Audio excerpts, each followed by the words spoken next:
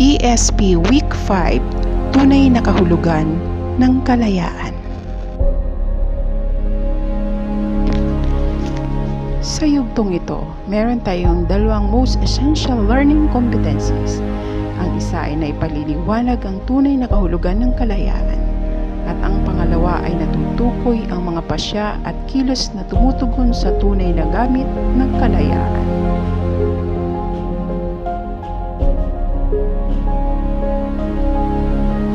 Natutuhan mo sa nakaraang aralin ang mga konseptong may kinalaman sa prinsipyo ng likas na batas moral. Sinuri mo ang mga pasyang ginawa mo sa araw-araw batay sa paghusga ng konsensya. Napatunayan mo rin na ang konsensyang nahubog batay sa likas na batas moral ay nagsisilbing gabay sa tamang pagpapasya at pagkilos.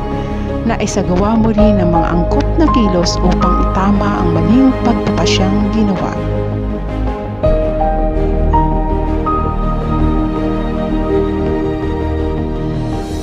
Sentro ng ikalimang linggo ng ating pag-aaral ang pagtuklas sa tunay na kahulugan ng kalayaan.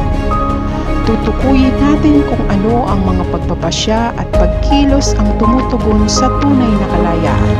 Ito ay ang kakayahang tumugon sa tawag ng pagmamahal at paglilingkod.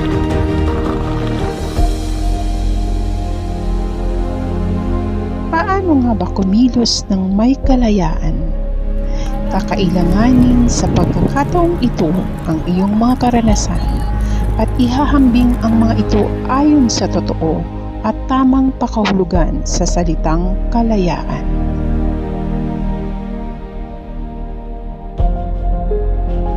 Ipapaunawa rin sa iyo na ang kalayaan ay may hangganan at kakambal na responsibilidad o obligasyon sa iba.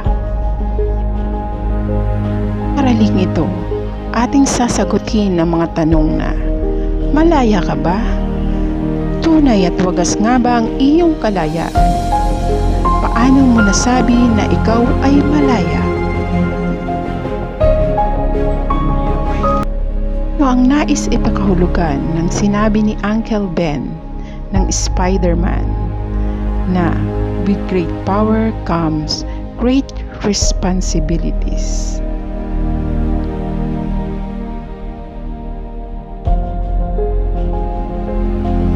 Ating ipagpapatuloy ang pagtalakay sa susunod na linggo. Umaasa kong paglilimian nyo ang mga konseptong hatid ng ating Week 5 na aralin. Hanggang sa muli.